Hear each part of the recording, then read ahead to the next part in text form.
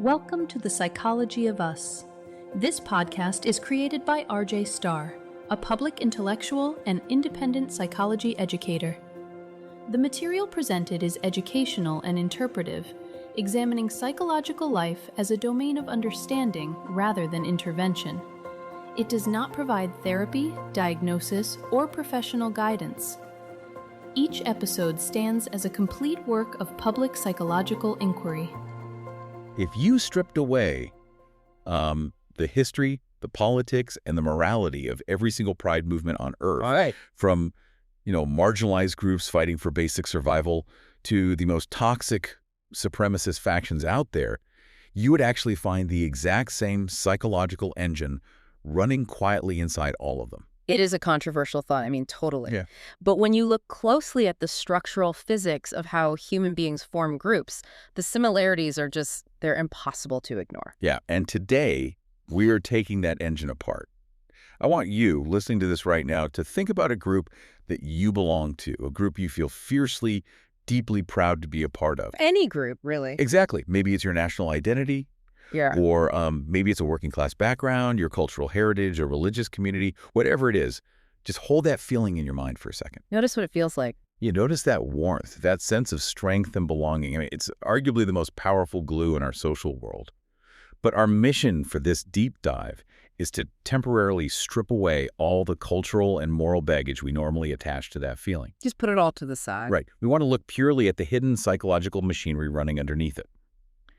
So we're diving into this really fascinating essay called The Architecture of Pride by Professor R.J. Starr. He's a theorist in theoretical and integrative psychology. And Starr's approach is entirely focused on how human systems of identity operate exactly as they were designed to, yet consistently produce disconnection. Which is wild. It is. And it's actually why his theories are dominating the conversation right now. I mean, his brand new book, Structural Failure, The Architecture of Human Disconnection, just released today, actually May 1st, 2026. Oh, perfect timing. Yeah, and it builds perfectly on the overarching theme we're exploring today, which is understanding not what people are proud of, but how the mechanism itself functions. Okay, let's unpack this. Because usually, the second we talk about pride in society, everybody rushes to evaluate it. Oh, absolutely. We immediately want to judge it. Right. We tried to distinguish, legitimate pride from illegitimate pride. Mm-hmm. We contrast reclamatory pride, movements built by marginalized groups against supremacist pride. We want to sort out what is healthy collective self-esteem and what's just pathological. Exactly. But Starr is asking us to pause that instinct. He looks at pride not as a cultural phenomenon to be judged, but as an engine to be dismantled. And when you step out of the realm of moral evaluation, the sheer ubiquity of the phenomenon becomes the loudest signal in the room. I mean, it's everywhere. It really is. We have gay pride, black pride, white pride, national pride, religious pride, working class pride, disability pride. I mean, Starr argues this isn't a coincidence. It reflects a deep structural tendency in the human brain for organizing identity at the collective level. I love the analogy of a car for this. It's like, we spend all our time arguing over the paint job of the car or arguing about the destination that the car is driving toward. Yeah. But Starr is asking us to pop the hood and look at the engine block. And it turns out, whether it's a sleek sports car or a heavily armored tank, every single vehicle has the exact same engine inside. That's a great way to put it. So if we're looking at that engine, the very first thing that jumped out to me in his essay is the question of fuel. Why does this engine only power certain things? Right, because as a human being, you possess dozens, maybe hundreds of attributes. Oh, totally. You have a height, a hair color, whether you're right or left-handed, dietary preferences. Yeah. But pride does not distribute evenly across your inventory of traits. I think we all recognize that intuitively, right? You might be fiercely proud of your ethnic heritage, but you don't walk around bursting with pride over the fact that you're right-handed. Yeah, I'm so proud to be right-handed today. Right. Pride is highly selective. It only organizes around a very narrow subset of human attributes. Yeah, if you tried to start a movement for people who prefer tap water pride, you just get blank stares. Exactly. There's no cultural friction there. So how does an attribute actually graduate to become a source of pride? Starr outlines a few specific conditions, and the foundational one is a history of stigmatization. Right. Pride very often emerges as a direct corrective formation where shame has previously been applied. Starr uses this brilliant historical example to make this concrete. The blonde hair thing. Yes. He points out that blonde hair never had a systematic shame campaign against it. Nobody was ever forced to conceal their blonde hair to get a job or to avoid persecution. So because there was no shame, there was never any psychological requirement to build a blonde pride reclamation movement. It just wasn't necessary. Exactly. The psychological logic is highly responsive to the environment. An attribute marked by society as a liability gets reclaimed by the group as a source of immense value. So the history of shame is literally legible in the geography of pride. Wow. Yeah, it tells you exactly where society has previously applied pressure. But just having society apply pressure isn't quite enough, is it? Because Starr also talks about the capacity for group formation. The attribute has to be able to gather a crowd. It does. I mean, pride isn't just a private internal state. It's a social architecture. Take something like intelligence. Intelligence exists on a massive sliding continuum. It doesn't neatly cluster people into a distinct tribe with shared boundaries. Right. You can't just draw a line and say, these are the intelligent people and those are not, in a way that forms like a unified culture. Exactly. But things like sexual orientation, ethnicity, nationality, religion, those are attributes that naturally organize large masses of people into a coherent self-definition. And once you have that group, society has to essentially force you to care about it. Starr calls this identity anchoring. Which is crucial. Right. It's the difference between an attribute feeling like a random piece of trivia about yourself versus it feeling constitutive of your actual selfhood. And that usually happens when the surrounding culture repeatedly signals its importance. Through discrimination, through legislation. Or just everyday social sorting. When society treats a trait as the most significant thing about you, your brain responds by making it psychologically central to your identity. And that ties directly into the final element Starr identifies. The attribute has to sit on an axis of feeling either deeply involuntary or deeply chosen. Right, like race, disability, sexual orientation. These are experienced as profoundly involuntary realities of a person's existence. Exactly. And on the flip side, religious affiliation or political identity are experienced as deeply chosen active commitments. Mutable, arbitrary things that you could just change tomorrow without caring simply cannot support the heavy emotional weight of a pride formation. They just don't have the gravity. So what does this all mean? When you put all this together, what's fascinating here is the realization that pride doesn't actually come from the attribute itself. Right. The trait is just the occasion. The pride arises entirely from the relationship between the attribute and the social pressure surrounding it. It is a psychological mechanism of resilience. It forges solidarity wherever heavy societal pressure has been applied. So social pressure forges the group, but the architecture doesn't stop once the group is formed, does it? Not at all. The next phase is crucial. The group has to build a wall. Pride cannot exist without a perimeter. Because to affirm X inherently means you're distinguishing it from not X. Like if you're proud of being part of a specific group, you are, by definition, drawing a line between your group and everyone else. Exactly. A pride that affirmed everything equally would affirm nothing at all. The boundary serves multiple vital functions. It defines membership, it maintains the coherence of the identity, and it concentrates emotional energy inward. To keep it from just diffusing out into the broader, uncaring world. Precisely. And Starr takes this a step further into an area that might make some people a bit uncomfortable. He says this boundary relies on a structurally load-bearing outgroup. This is a great concept. Right. Think about a house. A load-bearing wall is literally holding up the weight of the structure. If you knock it down, the roof caves in. In the architecture of pride, the outgroup is holding up the emotional weight of the group's identity. And this outgroup is usually the very group that applied the original shame, or the group that holds dominant social power. Right. The pressure from that specific outgroup is what gives the pride its motivating fire. Starr argues that without an outgroup, there's no pressure to push back against. And without that pressure, what happens? The pride degrades into something purely ceremonial. It becomes a holiday you celebrate once a year with a parade, rather than a burning daily psychological drive. If we connect this to the bigger picture, the emotional charge is fundamentally sustained by the continued salience of what the group is not. Okay, wait. I have to push back on this slightly. And I imagine you, listening right now, might be feeling the same friction. Oh, I'm sure. Is Starr saying it's literally impossible to just be proud of who you are in a vacuum? Do we always need an us versus them dynamic to feel collective pride? Because honestly, that sounds incredibly cynical. It does. It implies that my joy and my love for my community somehow requires an antagonist to exist. It is a very natural reaction to feel defensive there, but Starr isn't being cynical, and he certainly isn't saying your love for your community is fake. Right. He is strictly observing the structural physics of how collective identity holds its shape. He isn't saying you need an enemy to actively hate.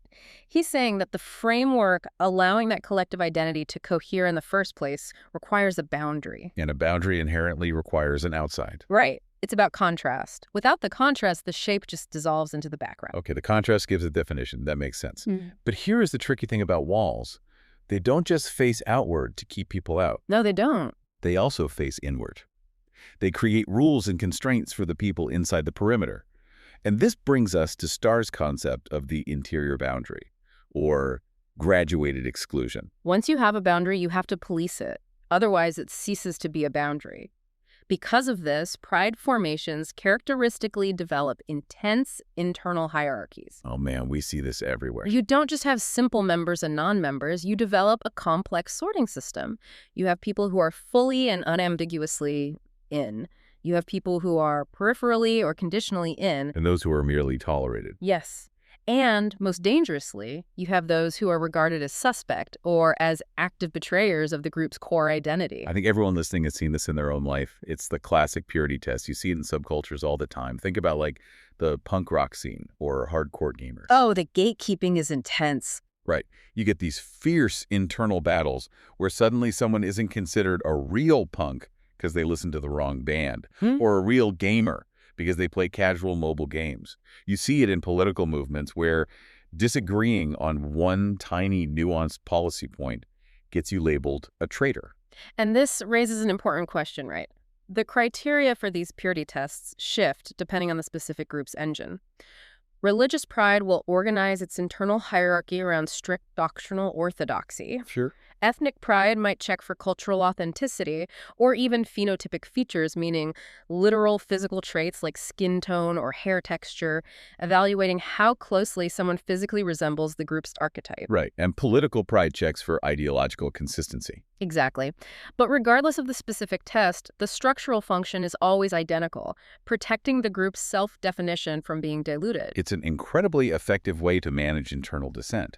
If someone inside the walls starts questioning the group's positions, you don't have to go through the painful process of changing the group's collective identity. No, you just reposition that dissenting person closer to the perimeter or shove them out of the gates entirely. What blew my mind reading this essay is Starr's observation about energy allocation.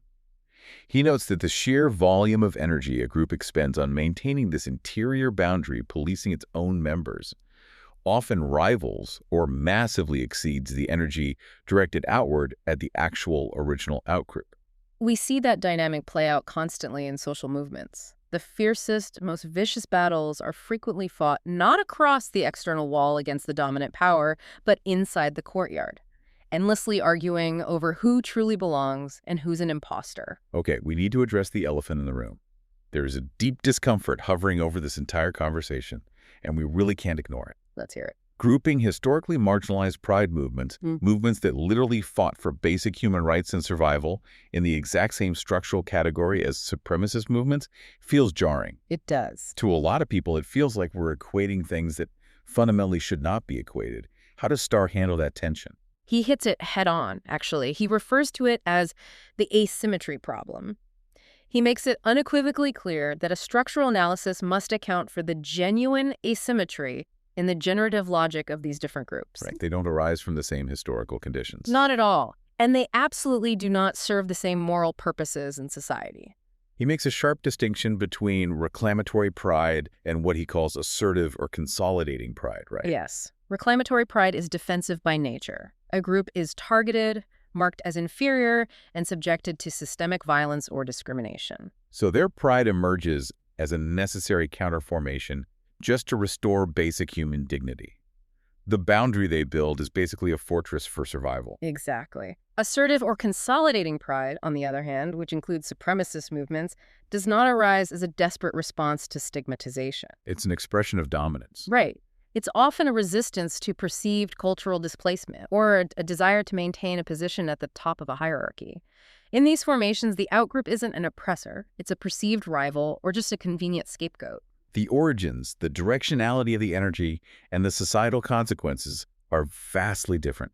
Starr doesn't minimize this asymmetry at all. It is a crucial reality. But Here is the but. But he argues that while the history and the morality are completely different, the psychological mechanism powering them remains identical. The engine block is the same. The engine block is the same. The selective attribute salience, the boundary formation, the outgroup orientation, the internal purity tests, they operate exactly the same way. And because the machinery operates the same way, we inevitably run into the most profound and challenging concept in Starr's entire framework. The legacy of shame. Here's where it gets really interesting.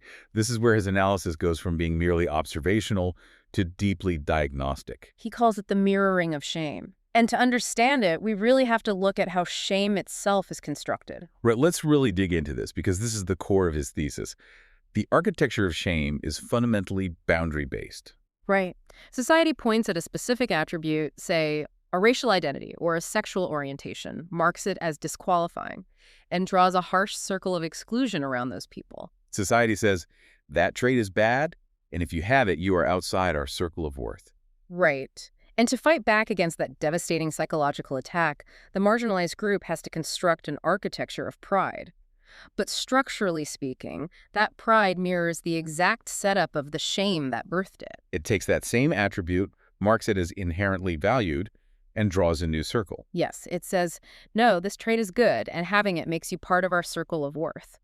The content of the message is completely reversed. It is replacing stigma with worth, but the structural shape is a perfect identical mirror. It's like if you build a giant fortress to keep monsters out, you are still fundamentally living in a world defined by monsters and walls. You're inheriting the architectural logic of the very thing you are fighting against. Because both shame and pride are systems that use boundaries to assign worth. And because of that structural mirroring, Starr argues something quite tragic. Reclamatory pride inevitably develops what he terms shame transfer mechanisms. It takes the profound stigma it was originally organized to resist.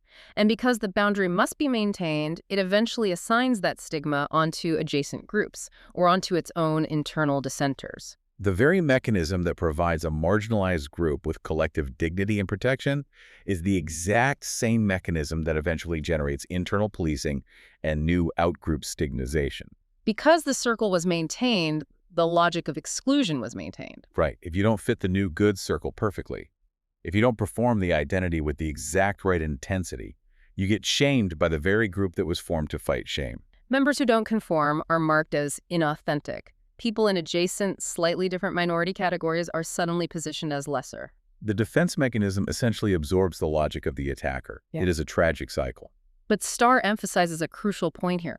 This isn't a moral failure of any particular pride movement or the individuals inside it.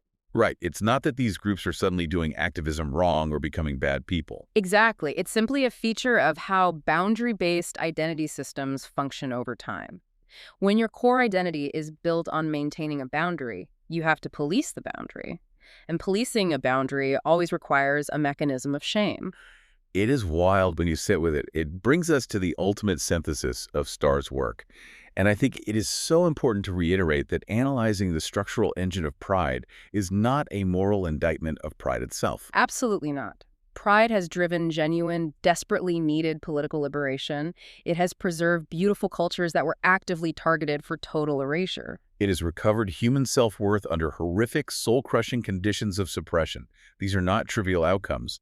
They are some of the most vital human achievements in our history. The affirmation provided by pride is deeply real, and it is absolutely necessary. But Starr's overarching point is that we must recognize that the affirmation is never only an affirmation. It's a package deal. It's a package deal. When you accept the affirmation, you also get the boundary. You get the outgroup orientation, you get the internal hierarchy and the purity tests. And you get the inevitable potential for shame transfer. They all come in the exact same box. It gives us such a clearer, sharper picture of what pride is actually doing to us psychologically. Understanding this architecture doesn't mean we have to abandon pride entirely or stop fighting for marginalized communities. Right.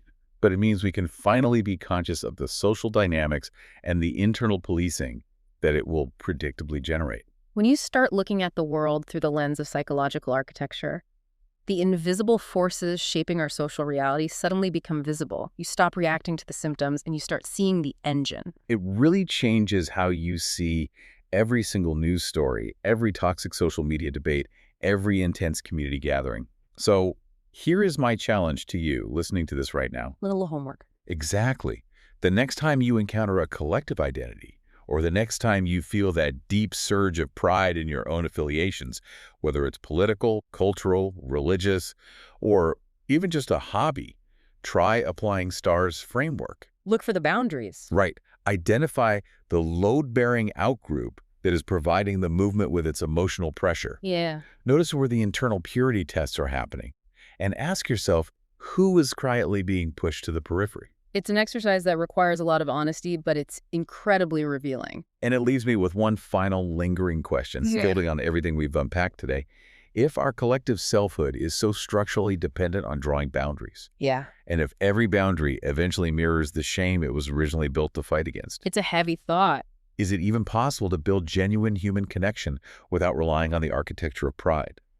Or does true belonging require us to invent a completely new psychological engine?